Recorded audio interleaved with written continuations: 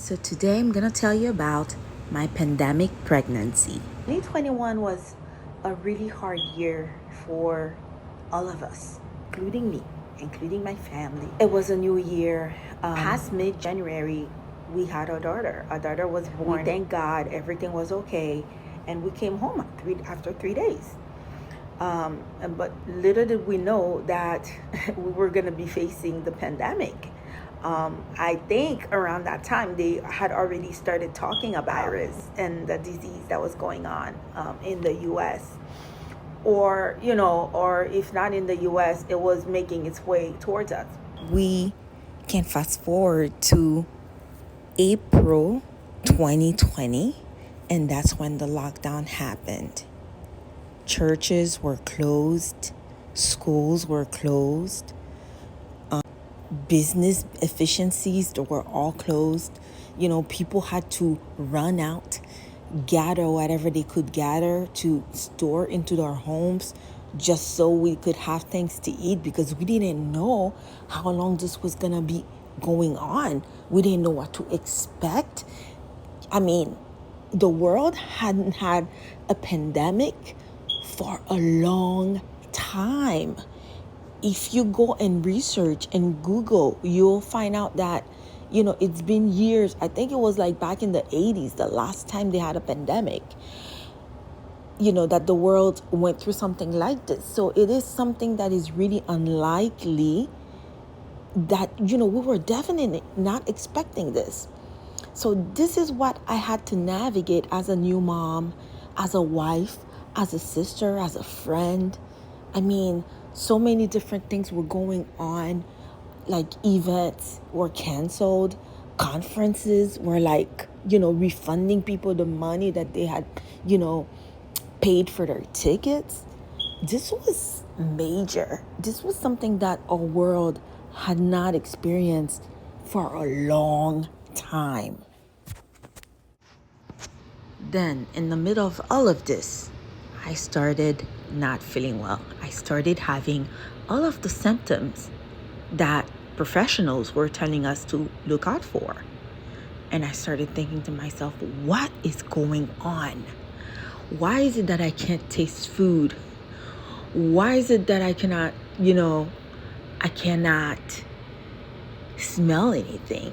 I had all the symptoms, and I literally thought I had COVID. And of course, I started taking all the measures, all the precautions, to try to get better. But it didn't work. So I kept asking myself, what is going on? What was going on with me? And I actually planned on going out and taking the COVID test, because I really thought I had COVID. Then I thought to myself, okay, well, let's do a pregnancy test first. And that's what I did. I tried taking a pregnancy test. So that pregnancy test was negative because, of course, I guess it was really early on. Then later and behold, we found out that we were expecting a second child. And of course, again, it was a lot of mixed emotions. But we trusted God. In my prayer time, I said, Lord, you know best. You know why this is happening right now. And of course, I've always wanted 2 kids. I always wanted 2 kids, a boy and a girl. And I said, this is going to be a boy. This is going to be a boy. I can count about 5 women that I encountered that had a miscarriage. 5. And that was really hard for me at the time, because I was like, God, why are they going through this? Why? These people were expecting to have their babies. They were expecting to have their child. They were excited. And then out of nowhere, they lost those babies. I think one of the toughest things that we all had to deal with during COVID is losing loved ones. And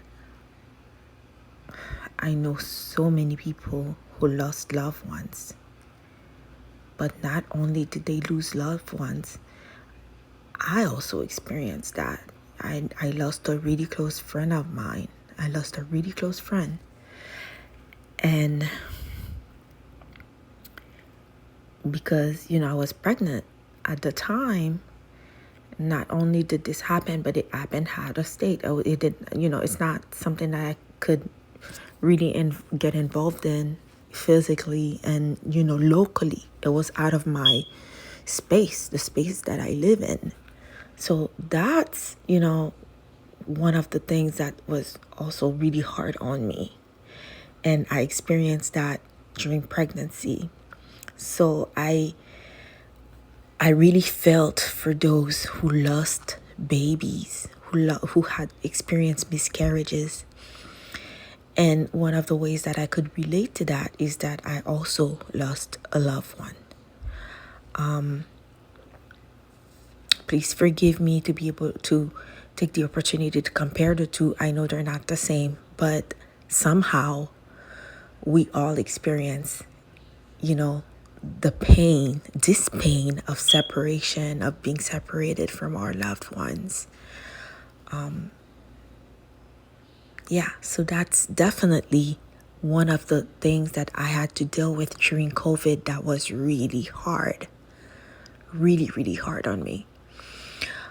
So as you're listening to this story right now, I want you to comment in the comment section, to let me know what is one or two things that you really had to experience that was really, really hard on you during COVID. Did you lose anyone? And of course, we all experienced it somehow or another, but I'm just wondering what was one of the things that was really hard on you during this time, during this season that is still going on right now, today. So please comment below and let me know. Sometimes I really wish that I could take people, the pain that some people go through. I really wish I could take it away.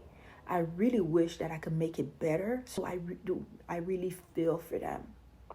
I had to really put on the mind of Christ and stay positive and really, see God and rebuke, whatever ideas were coming up in my head saying, this is going to happen, this is going to happen.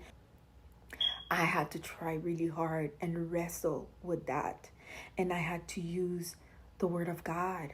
I really had to learn to give my fears, my burdens to the Lord. And I'm going to share two verses, two passages that I, actually it's a couple, it's over two, that I held on to every single day. I held on to those verses, just speaking the word of God over my womb, just declaring that this is what it was going to be, and I was believing for it. So the first one, Lord, I bless you because I know your thoughts towards me are of peace and not of evil, to give me an expected end. Jeremiah 29 verse 11. And I declare that the expected end will be safe delivery of a perfect and healthy child. Every good and perfect gift is from above. I will not be afraid of anything concerning this pregnancy and the safe delivery of my baby. I rebuke fear and doubt, for the Lord has not given me a spirit of fear, but of love and power and a sound mind. 2 Timothy 1:7. I cast down imaginations and every high thing that exalted itself against the knowledge of God. I bring into captivity every thought to the obedience of Christ. 2 Corinthians 10 verse 5. I let the peace of God rule in my heart, and I refuse to worry about anything. Colossians 3 verse 15. Now these are some of the verses that I held on to.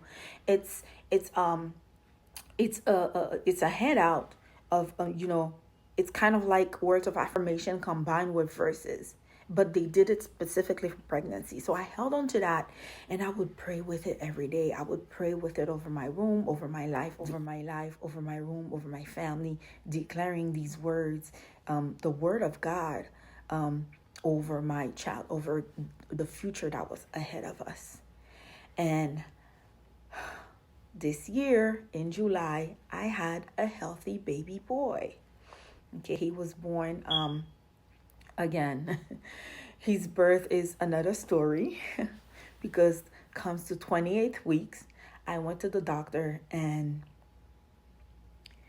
it was my 28th checkup, and the doctor said, go to the hospital. Go to the hospital. And again, a hard thing for COVID is that those pregnancies, you couldn't go to your appointments with your husband. Okay? For most of my appointments, I went by myself because, they don't allow in two people. And even in the delivery room, you're not even supposed to have a lot of people with you. So the things we benefited in the past are no longer. Like, you can't go to the hospital if you're admitted and have like your whole family of 15 individuals come in and see you. No, these are, those days are over. So that was a hard thing. And, I came home and we grabbed, my hospital bag was not even ready because it was early. We had 2 more weeks to go. So, of course, this is my second child. So I was not ready. My bag was not ready. So I grabbed a couple of stuff here and there and we left for the hospital. And then we got there. Yeah, that was it. That was the day to have the baby. That was June 30th. And then on July 1st, our son was born. He was born early that morning. He was born, so it was really tiny. But my baby now is, he's growing to be a big boy. So I'm sharing this story to encourage anyone praying for a child. You're praying for God to bless your marriage. You're praying for God to bless your home. He's going to do it. He's going to do it. Stand firm. Stand on God's promises. Don't give up. Don't give in. I always tell people there is no formula for God to operate miracles in our lives.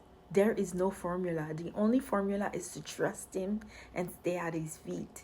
What He did for me, He will do for you. He will do it for you. He's no respecter of person, right? There are people who say that God has no favorites. You and I may feel like we're God's favorites. Maybe that's true, but He's not gonna look, someone else below, down there, like they're not worthy of something or they're not deserving of something. God is not like that. God is not like that. He will give you the desires of your heart. Trust Him.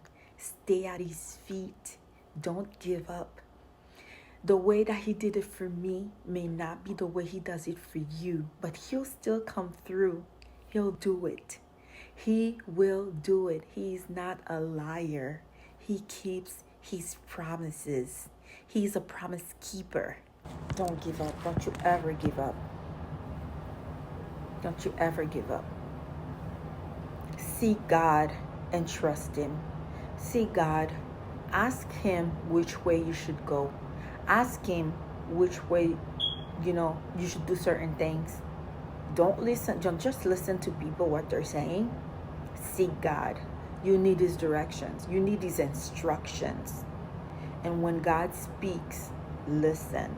Do exactly what He asks you to do. Trust Him. Make sure you recognize God's voice. Make sure you recognize God's voice when it's God speaking to you. If you are seeking Him, He will answer. If you are speaking to Him and asking Him for directions and instructions, He'll tell you what you need to do. He'll tell you. And we are believing with you this year so that you can share your story next year. Future moms to be, listen to me. If you are under the sound of my voice right now, I am believing with you that God will do it by the end of this year. I am believing with you that God will do it next year, and you will return with us in time for, girl, you got a story to tell 2022, and you will share your story. You will share your story. It will be your turn because you're next. It's going to happen for you. It's going to happen for you. Get ready, get ready, get ready. I love you. Please feel free to inbox me if you guys need to discuss anything. Don't do life alone. You are not alone. I love you. You're not alone. You're never alone. You are never alone. He is with you. He got you. He got you, sis. He got you. Thank you for listening to my story. I hope that this story encourages someone. If not you, you know someone else that it can encourage. Please do share. Don't hesitate to do that. And I'm looking forward to hearing your story, because God is able to do just what He said He would do. He's able. I love you. Stay blessed. Stay grounded. Stand on God's promises. And remember, girl, you got a story to tell. Girl, you got a story to tell. Tell your story boldly, joyfully, and unashamed. I love you. God bless.